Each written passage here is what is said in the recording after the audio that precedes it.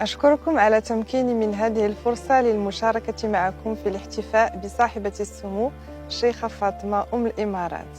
وأود في البداية أن أؤكد لسموها مشاعر مودتي الصادقة وتقديري الكبير لشخصها النبيل، فأنا أعتز بمحبتها وبعلاقتي الخاصة معها، فهي بالنسبة لي من أعظم النساء اللواتي عرفتهن، إنسانة كريمة بخصال رفيعة، بل هي قدوتي.